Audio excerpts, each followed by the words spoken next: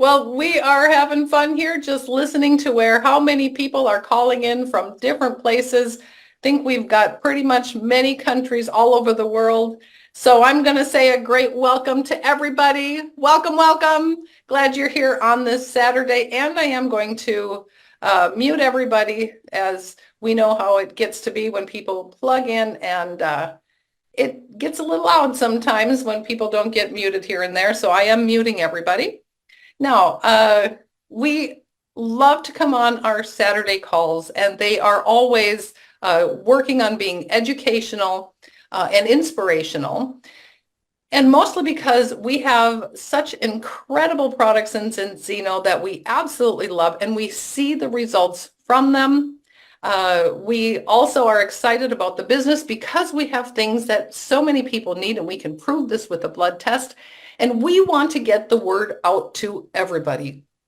Now, sometimes we get excited to hear from speakers when they're telling us how not only important, but how effective our products are for what is the need out there. And our speaker today, I would say, is the world leading expert in test-based nutrition, in nutrition in general.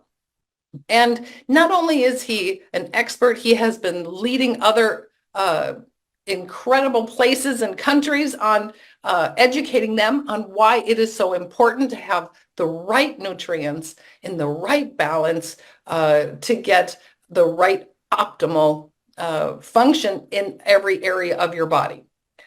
And so we have him on our call today. Now, when things worked for my son with this, I got excited, as any mother would do. And the first place I went was a conference where our speaker was at, and he was speaking about this, and I waited in line to speak with him just to get the information on why this was working so dramatically for my son. And he just said things so clearly and so obviously that you just trust him. You understand the knowledge he has behind things, but you trust him. And I can tell you, I trust him fully. And I know a lot of the partners that have just heard him for a short period of time, you also trust him fully. And he's going to talk today exactly on that topic of why Zeno is leading the way and actually is the only way in regards to health in the future, or to make sure this is the way we need to go. So I'm excited to hear what he has to say. I'm excited to have him on here and that he's taking the time. No matter where he is in the world, I never know. So we're going to find out where he's calling in from. Let's give a fantastic Zeno welcome to our speaker, Dr. Paul Clayton. Hello, Dr. Paul, from all of us. Hey, it's good to be here.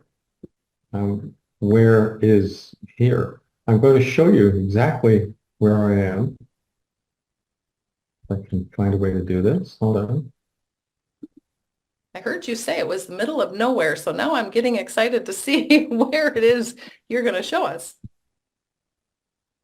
Okay, so I'm going to show you the view outside my window.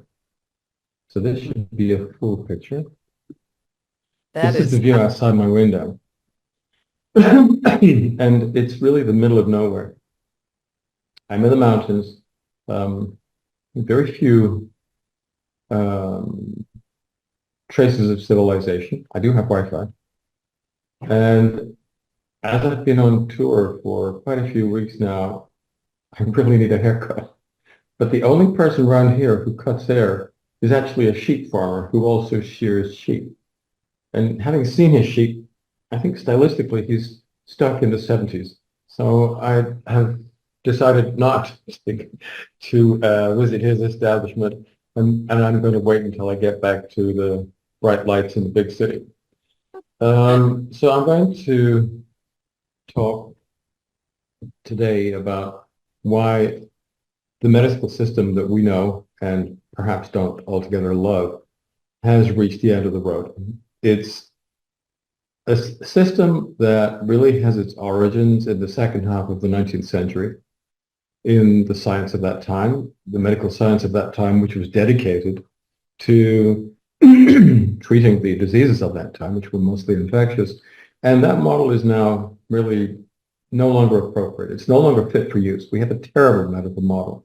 I'm going to talk about what its problems are and why we have to find a better way of helping to maintain public health. So I would say to all and sundry, including any doctor or clinical scientist present, and I will defend this proposition, that in terms of reactive models of healthcare, in terms of pharmacocentric models of healthcare, we've reached the end of a long and painful road.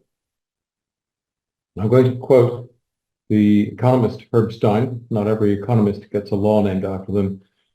He's a 20th century American economist, and his law is very, very simple. He says if something cannot go on forever, it will stop. And it was really applicable to the dire science of economics, but it's also true for economics and healthcare in general. And it's everything to do with cost, supply, and demand. And these are the reasons why the current healthcare system has reached the end of the road.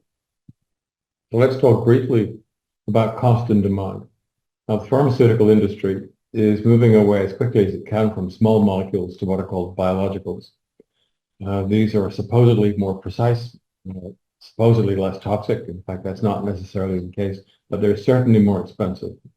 Average cost for this new type of drug, relatively new, is somewhere between $10,000 and $500,000 a year, and rising rapidly, rising more rapidly than inflation. So if you look at cancer drugs today, the new cancer drugs cost on average $250,000 a year. Who can afford that? And one of the most expensive of these biologicals is Zolgensma, which is an injection used to treat a form of neonatal spinal atrophy. Muscular atrophy is costed at $2.1 million per shot. Now, the good news is you only need one. The bad news is that for every child it saves, it kills another. So you roll the dice and take your chances. And at $2.1 million per shot, those are expensive, and I don't like those chances. So these drugs are very, very expensive indeed.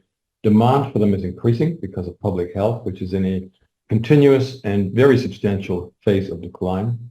And I'll show you very quickly a few slides. Some of you have seen this, a version of this presentation, but I fleshed it out. This is a Rand Corporation report. And you can see here between 1995 and 2020, 2025 now, the numbers of people with chronic conditions in the United States increased from 118 to 164, projected to rise to 171 by 2030. Actually, for all kinds of reasons, we're going to overshoot that number. So this is a pretty negative picture. This is a condition known as NAFLD, which is now known as MASLD, metabolic dysfunction associated liver disease. And the reason why the liver is interesting is because it's the canary in the coal mine. When you ingest something, the first organ that it hits in high concentrations is, of course, it's the liver. And the liver is very good at regenerating itself. It's designed to be that way because it's unharmed by what we eat. And so it has to be able to be very good at repairing itself. It's second only to the epithelial cells in its terms of its ability to repair itself. But look at the numbers of people in whom even this very regeneration capable organ, the buffers have been overcome and people are moving into disease states. So in 1990, 1 in 5 approximately of the world's population was diagnosed with this condition. By 2020, it's 43%. By 2035 on current trends, it'll be over 1 in 2 in the entire world. And this is a devastating indictment of the toxic qualities of the modern diet. We can see a pattern if we look at USA National Health Surveys. And I will say that the USA is, in a sense, the bellwether of the global herd. It's going furthest and fastest down the Gadarene slope for reasons which I'll talk about in a minute. But every other country is following it in exactly this direction. So look at the situation with numbers of people with a single chronic condition. Between 2000 and 2020, they increased by a third. And in these same surveys, it was found that more than 40%, moving steadily towards half of all children now have a chronic condition, which can be anything from an allergy to an autoimmune disease to MASLD to even hypertension, migraines, a whole range of conditions that children now have, which they didn't a generation ago. Multiple chronic diseases between 2006 and 2010, a shorter period of time, but when you crunch the numbers, it's the same rate of increase.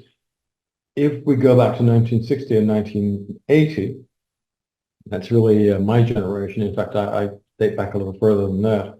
The numbers of children and adolescents who had a chronic condition at that time, 40%, more than 40%, it was only just over 4% in the period 1960 to 1980. So that gives you a clue as to how badly our public health has been affected.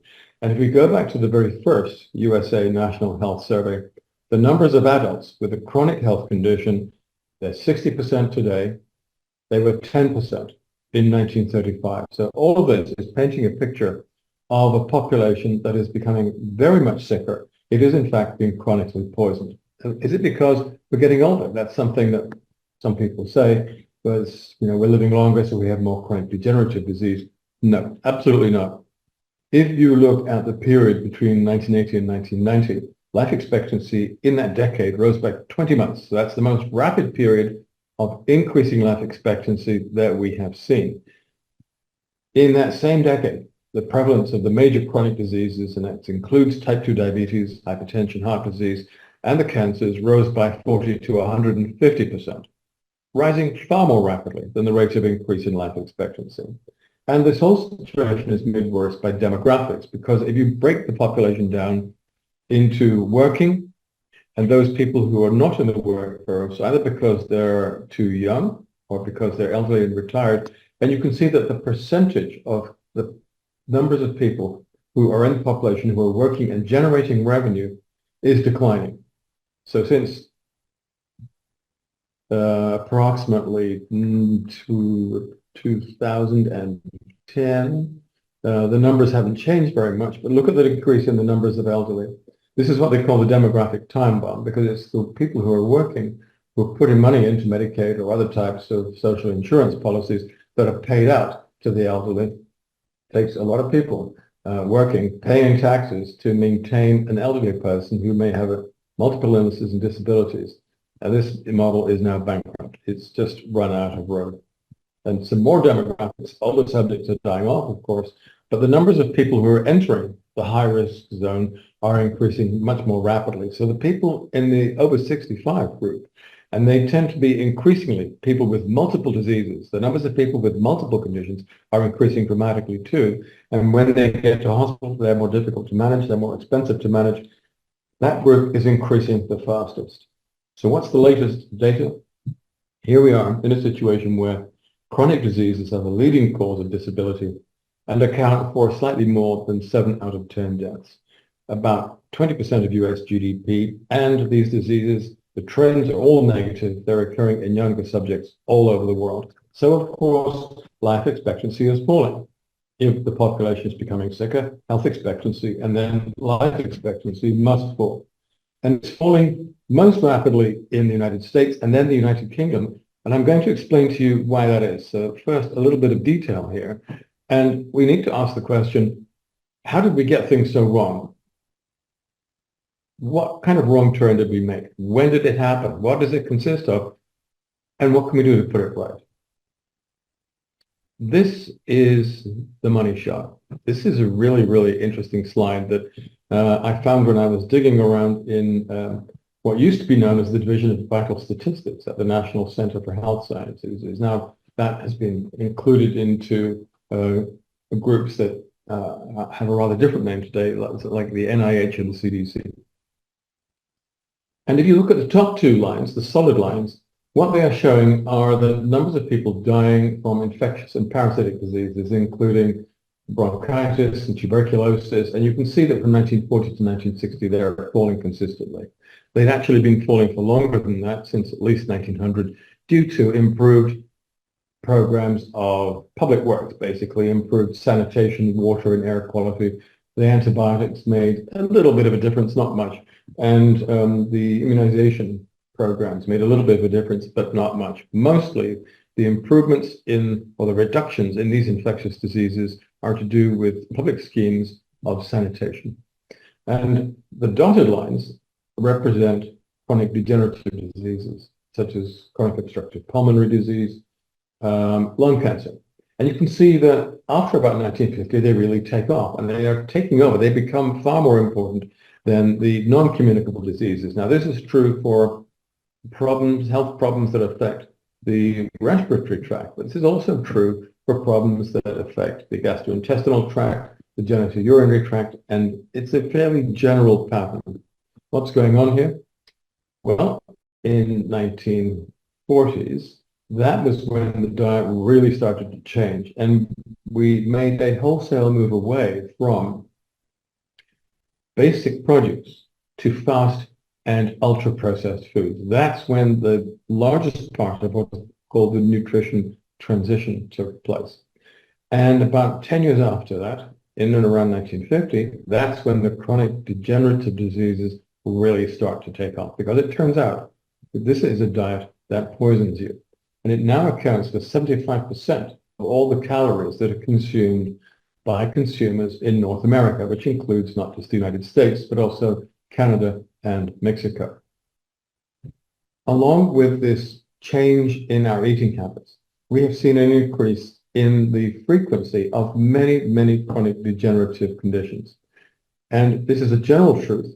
These have all increased, but the latency has decreased. That is, we are seeing these emerging in younger and younger groups of patients. As you can see, this is an alphabetical list, and I'm not going to go into any one of them. I can give you a lecture on any one of them in detail, but this is a 30,000-foot view. We don't have time for that today. But there's a lot of problems going on here. And you can see it goes from A to E. This is just alphabetical order. So obviously there's a lot more, and I'm going to show you some of them. Here are the next group, from end-stage renal disease to lipedema, so from E to L, with a whole lot of psychological and psychiatric conditions mixed in there, including gender dysphoria, which is very fashionable at the moment. And here's a few more, and we're now going from N, from non-alcoholic fatty liver disease, now, as I said, known as metabolic disorder, associated with liver disease, through to trauma-induced brain damage. But actually, this is a short list. There's quite a few other conditions that I could have listed here. And all the while these things have been increasing, these things that we don't want, a number of things have been decreasing, including fertility, pancreatic muscle strength, which is seriously bad news, considering that about half of all young elderly adults, that is the group, let's say from about 50 to 65, almost a half of them now have either sarcopenia or pre-sarcopenia, which is now becoming a very significant cause of disability and death. We're losing impulse control, intelligence, resilience, testosterone. We're losing health expectancy, and therefore we're losing life expectancy. And it's interesting that the countries which are consuming the most of these ultra-processed foods, and that is the United States and the United Kingdom, they have shown the most precipitous declines. So I don't know if you can see the cursor moving on the screen. The dark blue, which comes down to the bottom of the graph at 2020, that's the United States. Trace it back to its origins. And in 1950, in terms of life expectancy rankings all over the world, the United States had 13th position. Now, life expectancy, average life expectancy, is a rather crude but reasonably meaningful way of measuring average national health.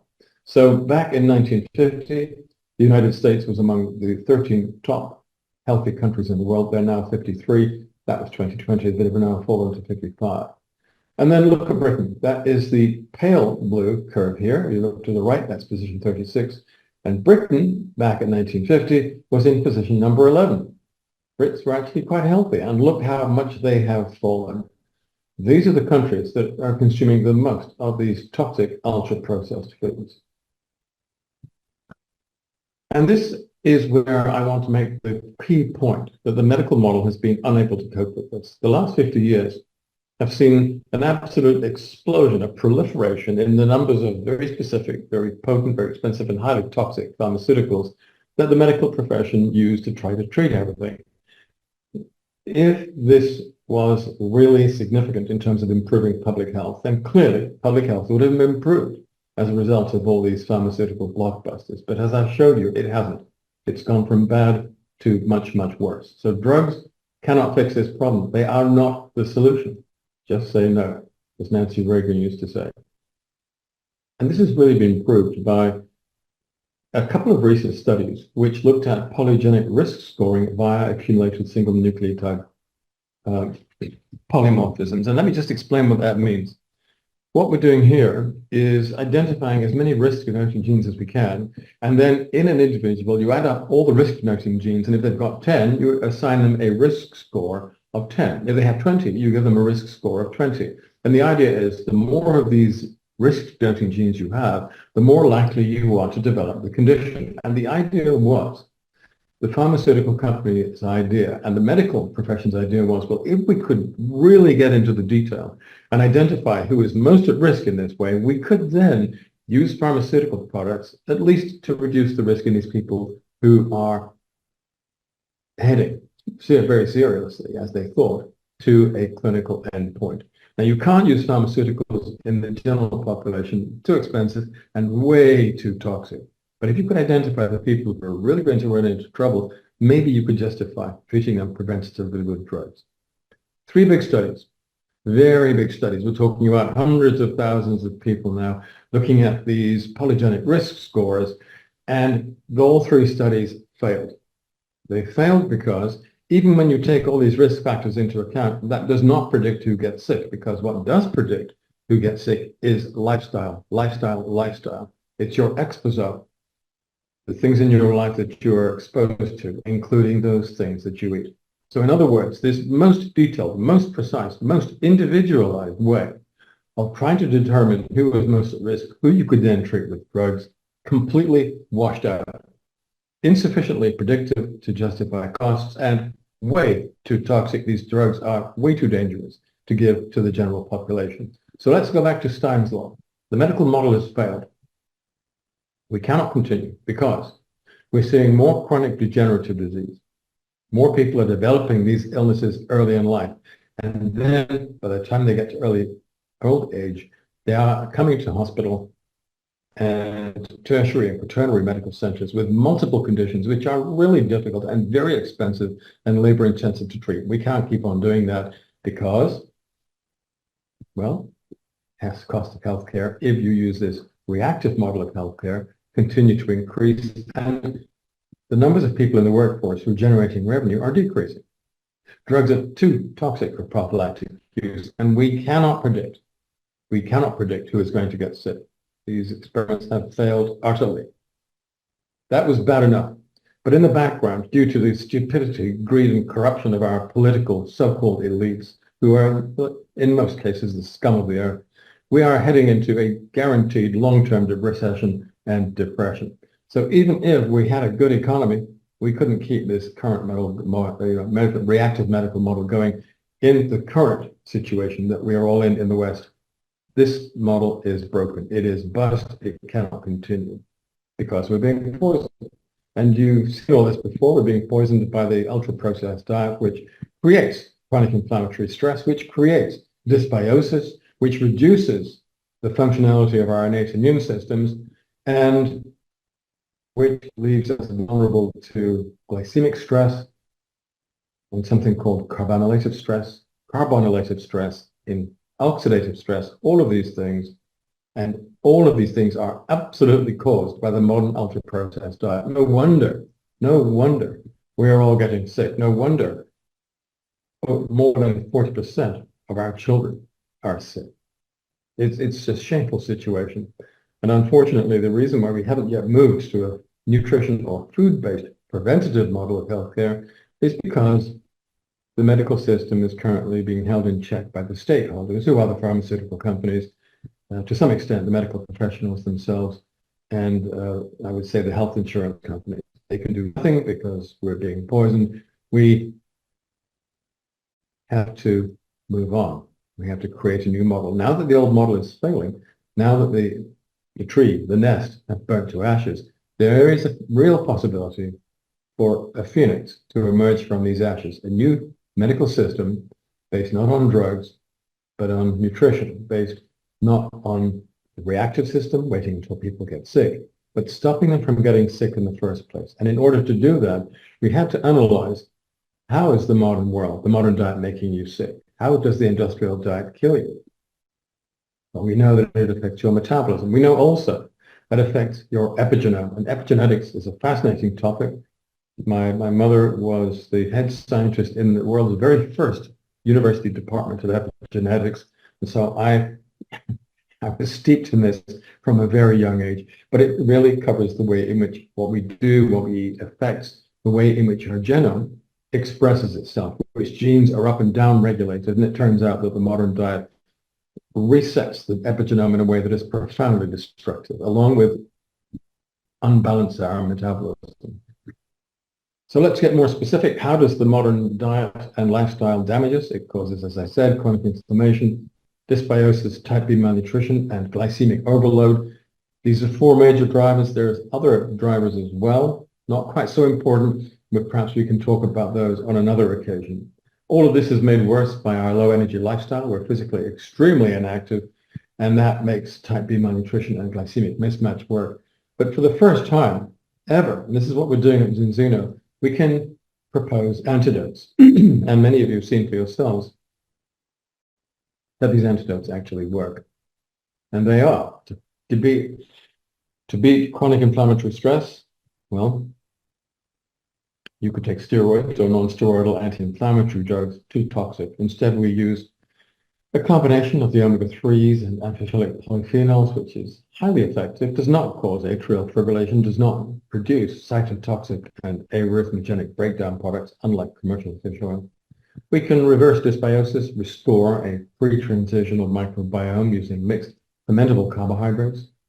We can neutralize and alleviate type B malnutrition using a very broad spectrum micro and phytonutrient support program, which includes 1,3,1,6 beta-glucans, so you're looking after the immune system.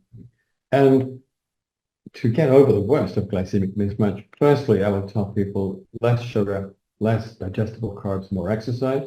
And any diabetologist listening will know that with this approach, you can cure type 2 diabetes. Other ways of doing it include taking kinase upregulators. The best known of these is metformin, which is actually a really interesting and drug which has recently been categorized as a gerosuppressant. But we know many other compounds which have exactly the same effect and have not yet been classified as drugs.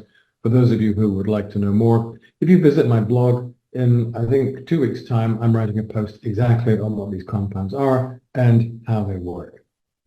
So I'm going to stop the share at this point. And hopefully, Carla, there's enough time to throw it open for questions and maybe even some answers. That would be also wonderful, Paul. Paul, it is actually really exciting just to see our future of what this is doing, because so many people, I mean, it just makes sense. A lot of people are trusting our medical professionals, whether it's because they're in this white jacket or why, but they're trusting them because we're kind of taught to trust them. And yet we also can see that even though we know more about health than we've ever known in the world has really never been more sick. So it's just not adding up, and there has to be other issues. So I really believe people are looking at other options, like what can be done. So we just need to get the word out about what Zinzino's doing. So I know, Paul, you have said that your passion is for making a dent in world health. What do you see Zinzino as being a part of that? I know that you know the founders, you know Doug, you know their vision also, and I think it aligns with what you're looking for. Paul? Yeah, pretty much. Well, the pharmaceutical model, as I said, is really broken, badly broken. I think we will always require pharmaceutical pharmacology, but it should never have been placed front and foremost and in our treatment options. It's, I think, one can contemplate a less centralized system where pharmaconutrition, test-based pharmaconutrition, is made widely available. It becomes a little bit like, the self-tuning systems you can build into cars. So you're monitoring performance which you can do with our tests, and then you can rectify those metabolic imbalances before they progress to the point where you develop a clinical condition and overt clinical symptoms.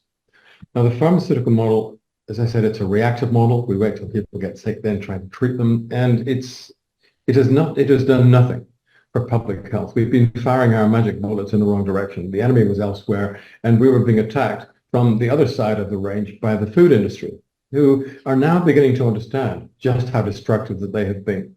So that leaves us with nutrition. Now, the problem with nutrition is that it's a very large and very poorly controlled and I would say largely ineffective industry.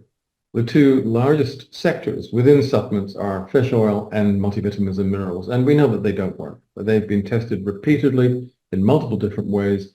And the people like the Cochrane collaboration will say, no, all the evidence says fish oil doesn't work, multivitamins and minerals don't work. Why? Because they're so badly formulated. Frankly, because the people who formulated those products were still working with a kind of a pharmaceutical model in their minds.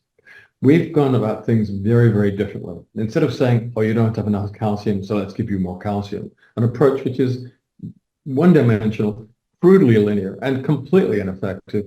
What we're saying is, well, how exactly? What are the mechanisms whereby the modern exposome makes us sick? Can we identify those mechanisms behind this curtain of thousands, tens of thousands of variables?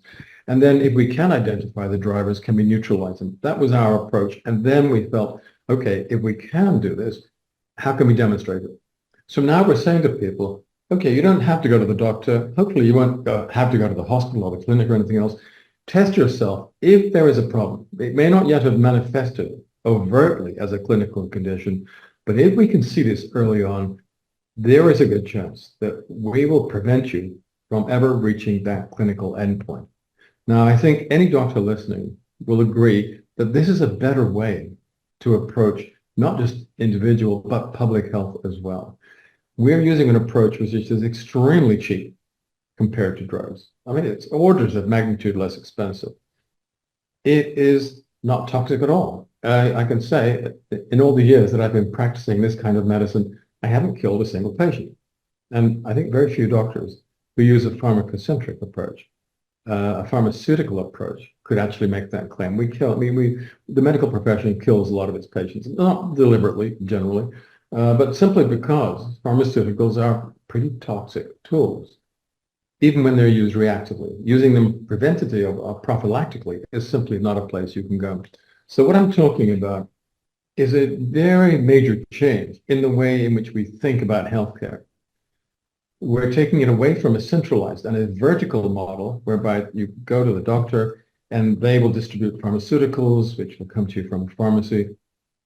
What we're saying is treat yourself, look after yourself. Don't ever get to the point where you're ever going to need primary, secondary, or tertiary medical services. Very decentralized, very disintermediating, very cheap, and just much more effective and much kinder. I think this is the way we have to go. And my point is, because the medical model we're currently still stuck with is failing now, it's only at the point of systems failure that one has a real opportunity to propose and develop a brand new model. And I think we're at that point right now. You know, people talk about the fourth turning. A lot of other social institutions are clearly no longer fit for purpose. The healthcare system is one of those. And we're proposing a new alternative and much more effective and much easier alternative to all of this. Test-based nutrition is the new medical model. You know, and I was looking here, I can see that we have Mario Ruffalo on here, who is a doctor. He's an OBGYN. And as he said, so many people are looking at the westernized medicine. But when you're looking at Paul, you've also said our doctors don't know. There isn't. It should be a life science, but our doctors are being trained in pharmaceuticals. They're not being trained in what really could help them in keeping to the basics of what is needed in the body, correct? Well, could I just say that I have a great deal of respect for the medical profession. And I don't mean to sound unduly critical of them. I think that it's a difficult training. They work long and hard and are by and large conscientious in caring for their patients. They don't have the right training. The majority don't. Now, increasingly, I am coming across doctors who have learned about and are learning about nutrition. I talk to a lot of them. I'm very happy to do that. And there are associations like, A4M and equivalent groups like that in different parts of the world where doctors who have been inside the medical system for a certain period of time and have come to recognize its weaknesses and its limitations are stepping outside that medical model to see what there is to offer from the wacky world of pharmaconutrition. And they're coming to us. And I'm really very happy to speak to them and to welcome them on board. The problem is that, if you're an independent doctor or working perhaps in a small practice where you have a chance to talk to the other people and develop ideas with them and perhaps move things in a more interesting direction, that's fine. If you're working in a large healthcare association, your terms of reference are pretty strict. You will be working within a number of guidelines or algorithms which determine what and how you diagnose, and a corresponding set of algorithms which will determine and decide what treatments they use, and they are almost exclusively pharmaceutical. And the doctor who decides to kick over the traces and push against that and start talking a little bit about nutrition, that doctor is going to have a hard time. And I've spoken to quite a few who've started to move in this direction and who have been thrown out of their healthcare authorities because, and I quote, they were not generating enough revenue for the hospital or health group. So, who is it that is this American 20th century writer? The name escapes me. It will come back to me after the session is over. Who said it's hard to persuade a man of the truth if his livelihood depends on believing a lie. And I think I really do empathize with and I sympathize with those doctors who find themselves trapped in these kinds of working conditions, which make it very difficult for them to move towards us. But I can tell you, there's some interesting new developments. Do I have time to share them with you? Absolutely. We're not going to take any time from you, Doug. You get this floor. Go ahead. What's really interesting to me is the Japanese foshu market. Now, when the foshu market first started, this goes back, I think, to the mid-90s, I think. Foshu means food for specific health use. And it was characterized by a proliferation of very small companies making really not very commercial products, which had physiological and possibly health benefits. And they tended to focus on things like prebiotic fiber and probiotics and things like that. And it was really tucked away in the corners of the market. No one paid it too much attention except for the health nuts. And then one day, a really big Japanese company called Ajinomoto launched a product into this foshu category. I don't know why they did it. It must have been some, wild-eyed young executive who thought, right, let's do something really wacky and progressive. And who knows? Anyway, they did it. They launched this product, and almost overnight, the whole foshu market changed. People now saw a major familiar household brand with a foshu stamp on the package. And it rapidly changed the way in which people thought about food. So now the foshu market is worth about 20 billion yen a year and rising. If you now launch a food into the Japanese market and it does not have foshu or specific health use or claim attached to it, you probably won't do very well. So my point is the relationship between the Main Street consumer and food has changed. It's no longer just something that you use for fuel or pleasure. It's a part of your overall journey to health. So I love that. Now it gets more interesting. I can tell you. I just want to tell you what Susan wrote in there because she said too, now she is the food in the grocery store, she can't get that what she wants. So now she's using Zinzino for her grocery store along with some farmers markets. It kind of tied together with that. I needed to add that in from her. Go ahead, Paul. Well, that's sort of related. I think that the point I wanted to make is, and I can't actually say who this is, okay, because my I'm contractually bound not to say this, but there is a very, very, very, one of the world's largest retailers into the food space is now clearly starting a very substantial move into something like faux food. In other words, and this is international. And the first company that does this, I think, is going to get a head start on every other company that is in the global food space, and it's at a significant level. And I think that it will work in the same way that we saw happening with Ajinomoto in the Japanese market. Once this has been established and mainstream customers and consumers now see, oh, here is a food that looks and tastes as good as anything I've eaten before, maybe better, then at this point, I think we're going to see a similar crystallization of public attitudes towards food that we saw in Japan. And I think this could be a real watershed moment. And once this company launches, and if that launch is successful, and I believe it will be, at that point, every other major player in the food space is going to have to jump on board for fear of being left behind.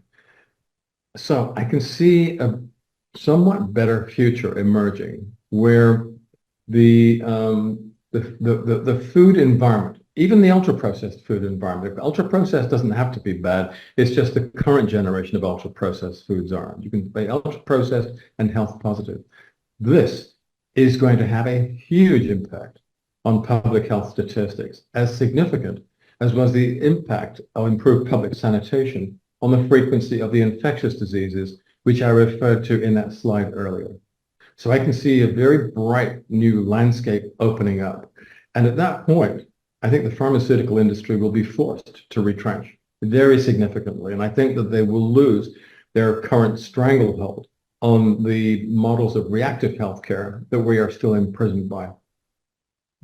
Absolutely. I think it's kind of has this, the truth will be told. And I think when the consumer starts to really look at things and find the truth, so that we're not just listening and following along to what is being sold to us or what the doctors are saying, but when we look and find the truth, we find Zinzino.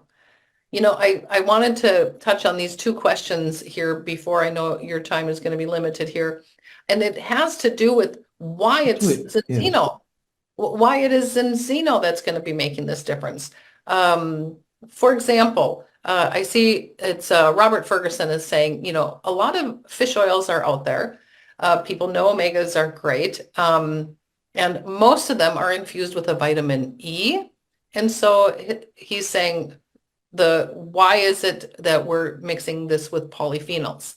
And that's kind of our key of why this, I don't even call our product an omega-3 product or a fish oil, because it's a balanced product. It's making a difference. It's unlike things that are out there. Our health protocol is different. Nobody has a health protocol like Zinzino that's really making a difference. But let's start with that question, and then I've got another one here, but I'll let you answer that one first. Well, could I just make a comment, because I've seen in the chat a contribution from Professor Joe Hibbelin, who's someone who I have a great deal of respect for. I think he's done absolutely sterling work in the area of omega-3s. And Joe, if I might call you Joe, thank you so much for joining. I hope that you found something of interest here. I think I'd be more interested to know if you found something, if you thought I said something that wasn't right. That's the only way that I can learn and grow my models. So anything that you have to say that is actually, that runs counter to my thinking would be greatly appreciated. But let me just... And I'll just point out on that too. Actually, Joe, this is what I've seen Dr. Paul thrive on when somebody has anything that they question. So Professor Joe, we would absolutely love to have any questions, or if you're able to ask any questions that you want to know that contradict Paul. I think, Paul, that's where you thrive the most. You like to be challenged, you like to be questioned, because you are also always focusing on the truth and where things are headed So that's one reason we all love you. We're following you because we trust you. So let us know, Well, Professor. no, but this is the essence. This is the scientific dialectic. We don't learn anything when people agree with us. It's at those points of disagreement, substantive disagreement, that we're forced to reconsider our model and start to examine where it might be wrong and how it might be improved or at least extended. So why the polyphenols? What difference does that make? Well, back in 2015, I think I wrote the first academic paper on what I believed the significance of the polyphenols actually was. Now, this doesn't apply to all polyphenols, but it applies to those polyphenols which are associated with the omega-3s in the marine food webs.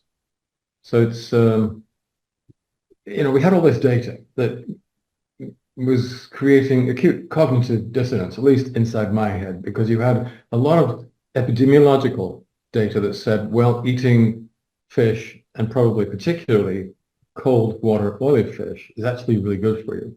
But then we have this raft of studies, apart from one or two really early studies, which we're getting into the weeds now. It's really interesting, but most of the studies with fish oil showed null or indeed in some cases negative effects, as we've seen recently with atrial fibrillation.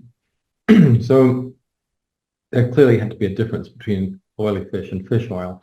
And because I have worked for a number of pharmaceutical companies, and I was trained as a pharmaceutical pharmacologist, I was very aware of the bias that had been carried over, even into natural pharmacology, into thinking, well, there's this benefit, and it's got to be attributed to this compound. And so the original Danes, Bang and Duerberg, who did those studies with the Inuit, said, oh, it's all about the omega-3s. And as you've heard me say before, they were half right, but completely wrong.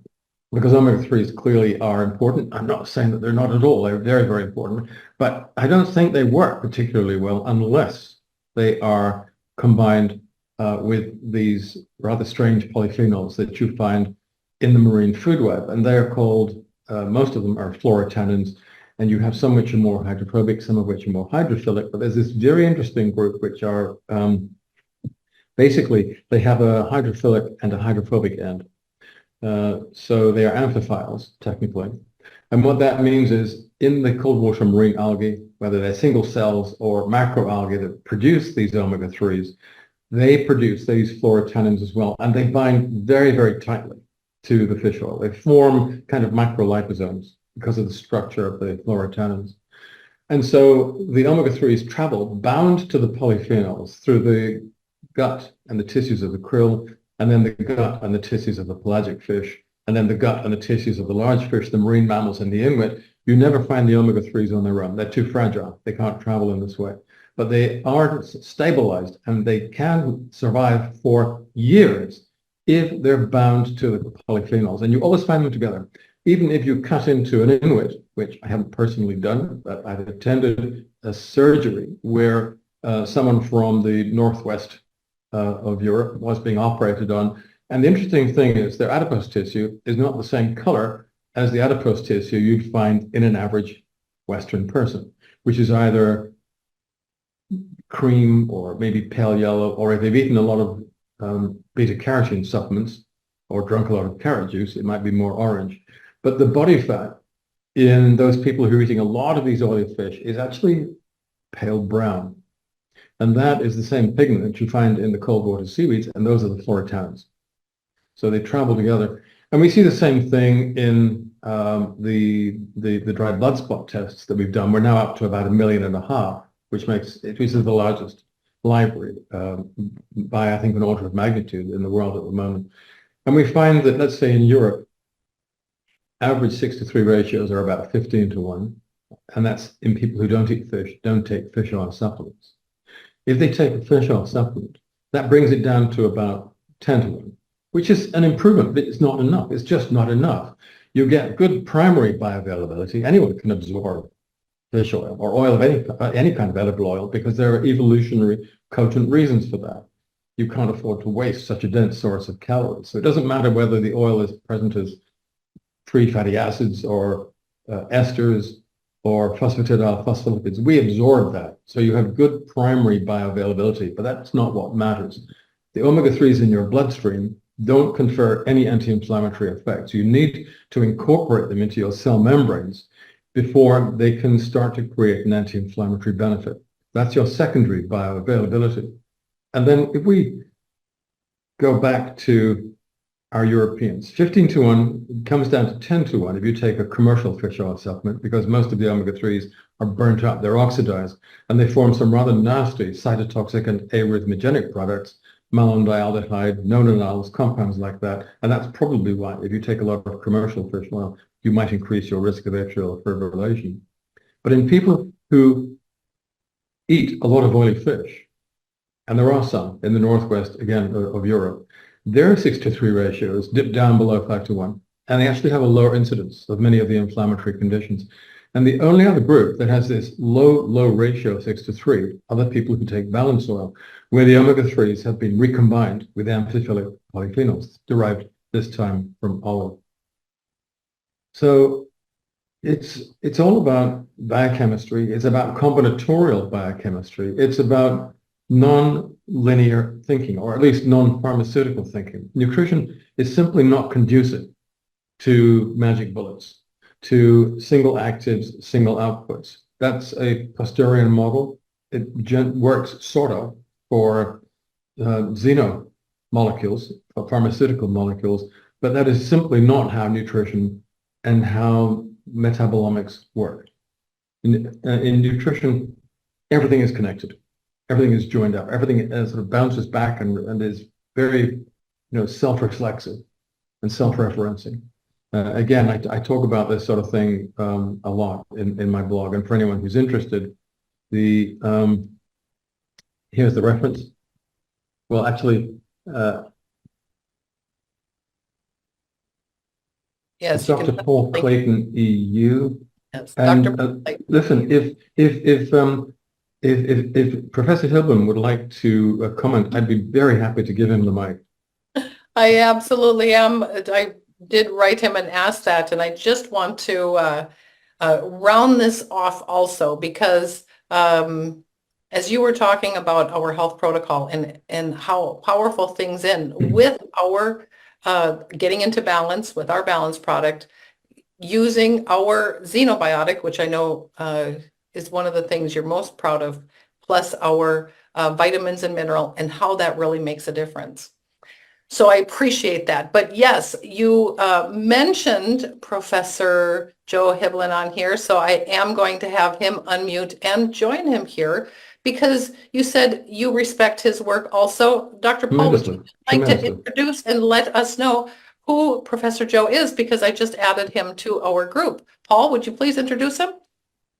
Well, Joe, if we can get onto first name terms, I hope you don't mind, has really an amazing track record. He has contributed so much to the research on omega-3s, particularly in the area, I think, of psychiatric medicine. But most interestingly, he also has a very distinguished military record and has combined both of these elements of his track so far in some really interesting papers, looking at, amongst other things, and Joe, you'll correct me if I'm misquoting you, looking at omega-3 levels in the brains of veterans who committed suicide.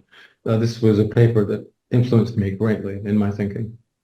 Now, I will say, I've had people be commenting, Dr. Paul, that, it can be hard to follow because it is so in-depth, you can really see. So Professor Joe, welcome to our Saturday call here. Appreciate you being on. And you had a lot of comments in here that were just incredible. So I thank you for actually unmuting and coming on. Hi. Well, hello from South Lake Tahoe, California. Dr. Clayton, I really want to express my gratitude to you for letting me take a few moments of time, and let me tell you personally, Paul, that I'm a great admirer of your work, and most clearly, as noted today, the compelling public health messaging of how the pollution of ultra-processed foods have wrecked our brains, our hearts, and most potently through our immune systems. And this is a fundamental and critical message to get through and get out. And it is a daunting task to change this in a meaningful public health manner. And I just want to express my gratitude to you for your clarity and your eloquence in the presentations. The comments that I wanted to make and delivered in the comments section is that the critical actor here is also reducing the omega-6 fatty acids in the food supply, and that during the course of, and in the paper that I posted, during the course of all human and mammalian evolution, linoleic acid was about 1% of calories. And we looked at 837 different foods sold in the US from 1909 to 1999 and found that soybean oil, which didn't exist ever in human history and is the main contributor to ultra-processed foods, increased 1,000-fold in the course of the century, and has elevated the precursors, the 18 carbon fatty acid, omega-6 fatty acids, to huge levels that oxidize.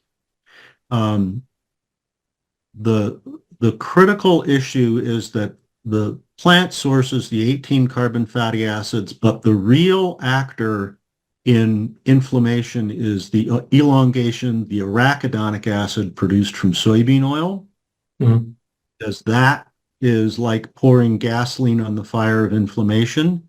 And a good Mediterranean membrane has about 50% arachidonic acid and 50% omega-3s and omega-6s, as well described by the Lanz equation. Bill Lanz really brought all of this forward.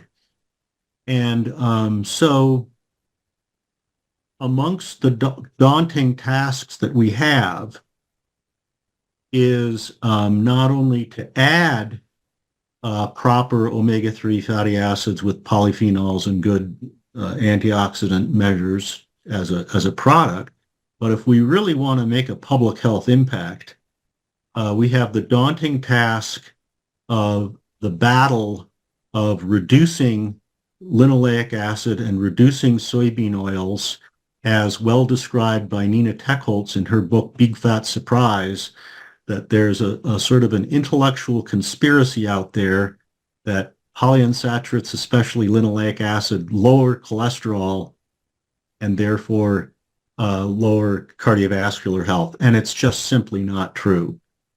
So in addition to adding the omega-3s to bring the membranes back to Mediterranean levels, there is clearly a huge public health role and a public health service in lowering the linoleic acid, the primary inflammatory component of foods, so that we can restore, reduce violence, reduce depression, and keep our brains from being inflamed. Thank you. No, thank you so much, Joe. And I couldn't agree with you more. I think that if we had time, we might get into a discussion on the impact of these plant oils on mitochondrial function or dysfunction. I think that's a point worth making. But there's other fatty acids really that one has to consider. What I've presented today is a bit of a simplified version. The odd chain dietary fatty acids are interesting collectively, and the C15s, the margaric acid, all of these are clearly potentially physiologically important and certainly worth looking at. Skiadonic acid is another, and all of these seem to have overlapping but slightly different anti-inflammatory effects. And at a certain point, what may happen is that this product that we have at the moment may become slightly more extended, a little bit more adventurous, and start to include some of those as well. But again, thank you so much for your comments, and it's such a privilege to have you in on this call. Absolutely. You're And very, actually, now that I have you both here, and one of the things that we see when we have scientists from that didn't know each other that work in the field, and you guys are finding out, because when you're looking for the truth, all roads lead to Rome, and we're finding these things. But now for us that are following you, we don't, like people were saying, it was going over their heads. We don't all have those kind of brains that you two both do.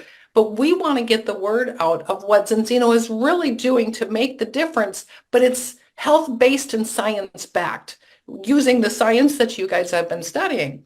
So what can we be doing to really make that impact? Besides getting out and talking one person to the next person to the next person, what else can we be doing? I think as Joe implied, medicine and health do not occur in a vacuum. They are culturally and politically embedded, and there's enormous financial interests that have a stake in all of this. So it's not simply a question of us saying, well, look, here's the truth. This is the simplest thing you have to do. I mean, the governments in the West pay at least lip service to the idea of trying to educate people about better nutrition. But if you look at the amount of money they invest in those types of programs, they are absolutely dwarfed. They're just a percent or two of the advertising costs that are incurred by the food industry that is drowning us in these overwhelmingly chronically toxic foods. Elizabeth Chan was the former director of the WHO, and she actually knew something about health. Her background was in public health. She was based in Hong Kong. A wonderful person. And about 8 or 9 years ago now, she held a meeting of the WHO in Geneva, to which were invited representatives from all of the major international food companies. And she told them the evidence is now overwhelming that your products are contributing to worsening public health and imposing a huge burden, financial burden, on our communities. If you don't mend your ways, we're going to put health warnings on your food in the same way that we've done with cigarettes. And so, of course, within a year, she was gone, because the collective lobbying power of the food companies were more than enough to sweep her out of office. And she was replaced by the current incumbent, a man who claims to be a doctor, but whose doctorate is actually in theology from a third-rate university, and who has an unenviable history, which I urge you to go out and look for yourselves. And under or in association with his place at the helm, the WHO has taken, I believe, a very wrong and dark direction indeed. But it used to be a wonderful organization. My point is that our voices are very small. We can't compete with the very large companies which control so much of the food space, who have created a regulatory environment which actually makes it impossible for us to speak openly about the health-associated benefits of nutrition and of foods in general. If we were to say... Not only that, Paul, but we have people who say, well, our doctor says to stop this, or, I'll just listen to the doctor, and they're being... and they call us the ones that are brainwashed. Well, look, as I said, I don't blame the doctors. They go through a type of medical training, which I went through myself. And by the time I came out of medical school, I too thought there was a pill for every illness. What I was taught. And it took me a long time to fall gradually from grace, and get to the point where I am now. But I think that, as I said, even although we can't talk very openly, we can't say, for example, that our products cure essential hypertension, even although they do. But we can't say that, because that hits a regulatory tripwire. You can only say you can treat a medical condition if you have a pharmaceutically licensed product. So we cannot tell the truth. We have to use a kind of sum is doubt approach, which means, single typewritten sheets you can paste on the signs of abandoned buildings, as they used to do in the Soviet Union. We can talk to each other. We can talk to friends and family members in very small environments where we don't think there's a representative from the FDA or EFSA or the TGA present. And we can speak openly to each other at least. And that's what's going on. And it's behind the spread of the things that we're doing. And that's great. We're now in over 140 countries. But the real impact, to be very frank, is not going to be made by us. The big change in public health and in people's attitudes towards food, I think that's going to be made by the first of the very major food companies that announces this sea change and produces a generation of functional foods which are cheap, which are convenient, which have a long shelf life, a high profit margin per square foot of shelf space, and are addictive, or as near as damn it to being addictive, but are health positive. And that is now perfectly possible. So that's going to be a very interesting second generation of ultra-processed foods. And I think that is what's going to make the real difference at the global level. We can still go on what we're doing. It's important that we do. We can reach a lot of people, but we're I hesitate to go all biblical, but we're just John the Baptist. I think that the big, it's going to be the big players that are going to make that are going to change the rest of the world. Okay, well, thank you both, actually. Thank you, Professor Joe, for jumping on too. But for the rest of us, we are excited about the future and where we're going with this because we're following people like you both who are leading the way with the science so that we can get the word out to the rest of the world about what Zinzino is here to do and really make a difference in world health and prove it. So test-based nutrition, the only future of the only way of going forward in our future of healthcare. So thank you all for joining us today. Thank you, Professor Joe. Thank you, Dr. Paul. We appreciate all the work you do. We follow you, and we're grateful for everything that you do. So thank you. Thank you both for joining. And I'm going to unmute everybody so they can also say thank you.